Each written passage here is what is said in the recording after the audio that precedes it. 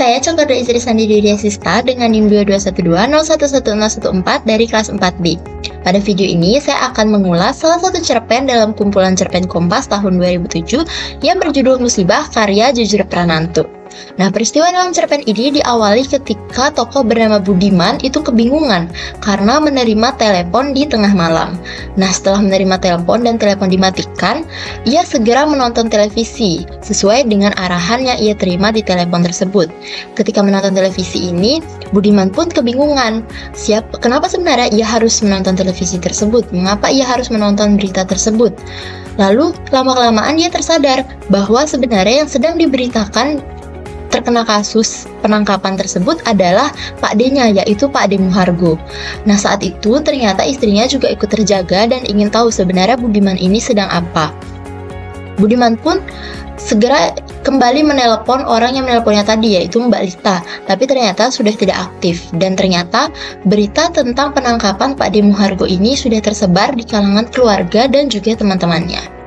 Kemudian peristiwa itu berlanjut ketika Budiman akan membesuk budenya yang katanya sedang dirawat di rumah sakit.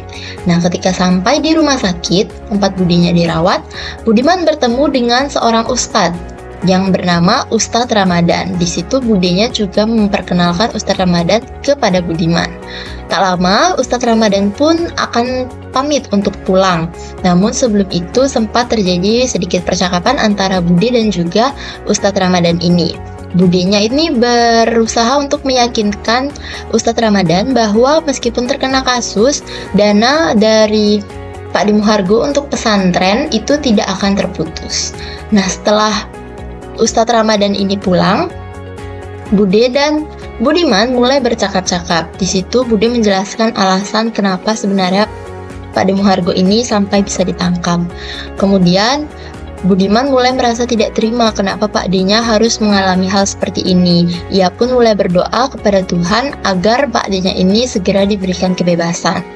Kemudian peristiwanya berlanjut, Budiman mulai merencanakan strategi untuk membebaskan Pak D-nya dengan menghubungi pengacara dan juga diceritakan bahwa Budiman ini sangat meneladani Pak D-nya. Pak D-nya ini adalah sosok yang baik bagi Budiman yang sangat suka membantu Budiman sejak ia kecil. Nah, kemudian Budiman mulai merencanakan untuk membantu Pak D-nya dan ia juga mengutarakan rencana-rencananya tersebut kepada Budenya. Budenya ini juga disarankan untuk pindah rumah sakit oleh Budiman. Budenya ini tentu bertanya-tanya kenapa ia harus pindah rumah sakit. Nah, setelah dijelaskan oleh Budiman, alasannya itu karena para wartawan ini sudah tahu di mana Budenya ini dirawat dan bisa saja akan dihampiri oleh para wartawan untuk diwawancarai.